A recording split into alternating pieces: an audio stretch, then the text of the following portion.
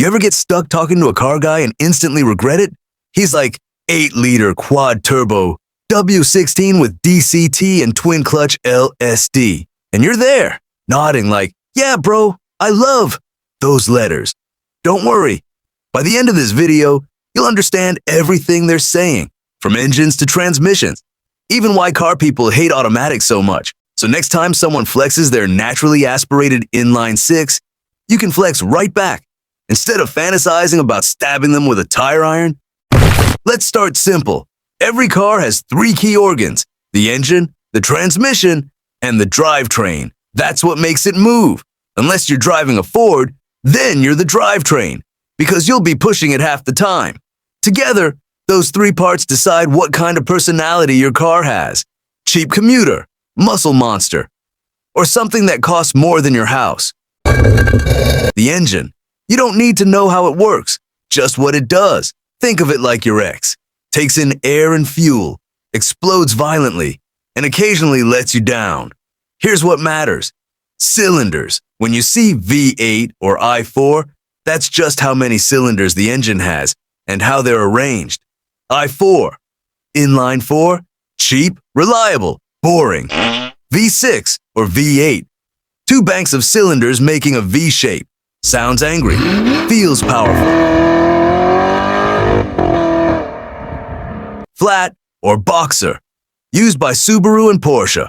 Cylinders lie flat like they passed out drunk. Better handling.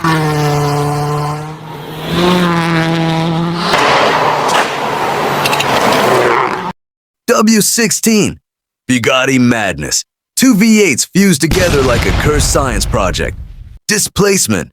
That's the first number you see, like 3.0 liter or 5.2 liter. It's how much air and fuel your engine can burn.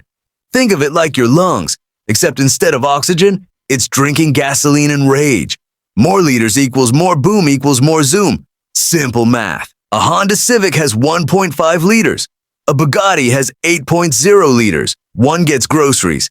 The other gets you arrested. Same concept, different ending. A 1.0 liter engine? That's a hamster on a treadmill. A 6.0 liter V12? That's Satan himself doing cardio. Induction. Now how does the air get in? 3 main ways: naturally aspirated, turbocharged, and supercharged. Naturally aspirated means air goes in the normal way. Simple, pure, like the 90s Ferraris, before emissions laws and feelings ruined everything. No tricks, just violence. Turbocharged engines? Those use exhaust gases to spin a turbine that forces air back into the engine. Basically, your car inhales its own farts and gets stronger. That's not science fiction. That's literally how a turbo works. Then there's supercharging, the classy cousin. No exhaust recycling, it's belt-driven. Instant boost, no lag. Like caffeine to the brain, it hits instantly and ruins your sleep schedule.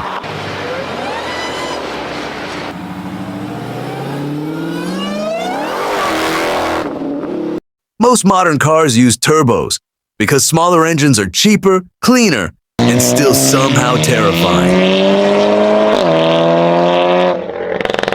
It's like giving a Chihuahua a Red Bull and saying, good luck.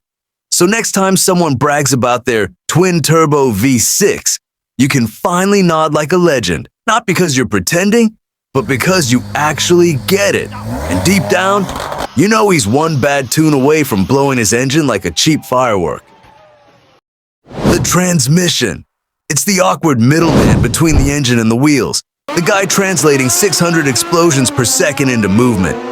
2 main types, automatic and manual. Automatic shifts for you. It's lazy, predictable, and boring. Like a Tinder date who orders salad.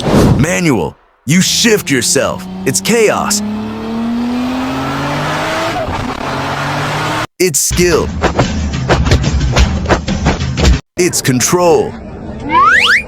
Also back pain, traffic rage, and your left calf looking like The Rock's bicep. Manuals have 3 pedals. It's interactive. It's a game.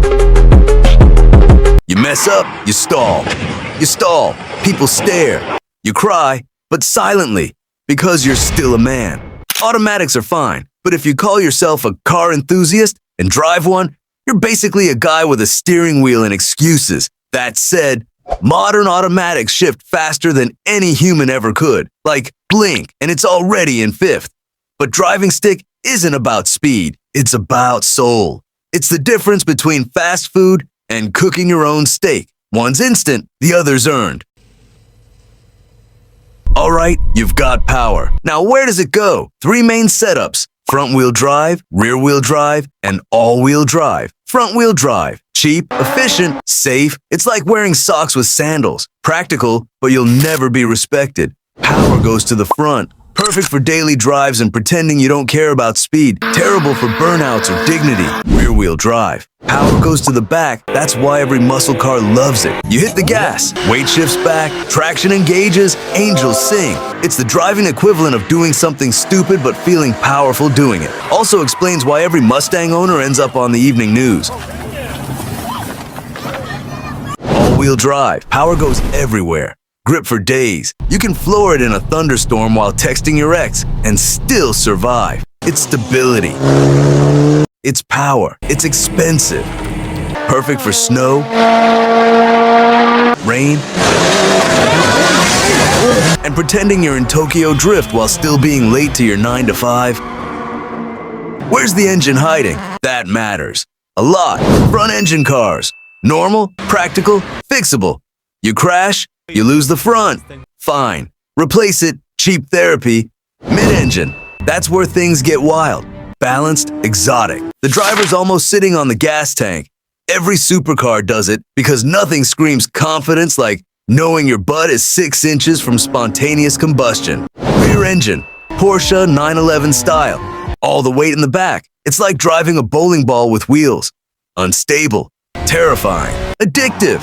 If you survive your first spin out, you're hooked for life. The differential decides how your wheels spin. Sounds boring, but it's literally the line between drifting and dying. Oh my God!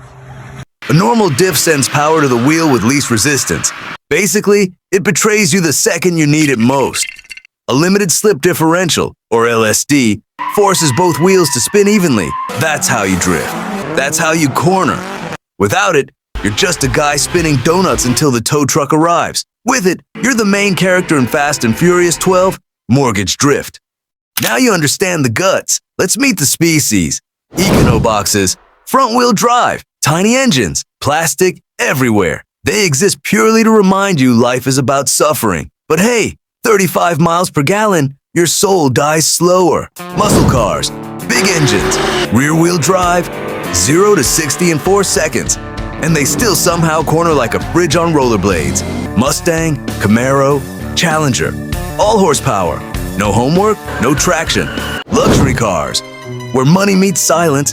Lexus, Rolls-Royce, Mercedes. You don't drive these, you float. They're like therapy on wheels. You won't feel potholes, speed bumps, or emotions. Sports cars. Small, sharp, focused, Supra. MX-5. Cayman. These are the overachievers, not the fastest, but the most fun. The kind of car that turns a drive to the grocery store into a religious experience. Supercars. Loud. Dramatic. Uncomfortable. Ferrari. McLaren. Lamborghini.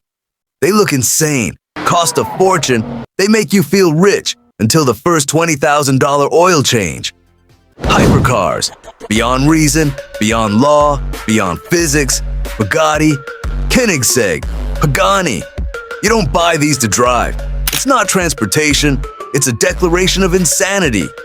And the wild part? From your grandma's Prius to a Bugatti, they all follow the same basic formula. Gas, air, fire, and a little bit of bad decision making. You now know more about cars than 90% of people who own them. So next time someone flexes their twin-turbo inline-6 with DCT, you won't fake it, you'll get it. And maybe correct them, kindly. Because cars aren't just machines, they're personalities. Evolving, angry, metallic creatures with attitude. Once you understand them, you stop seeing them as tools. You start feeling them.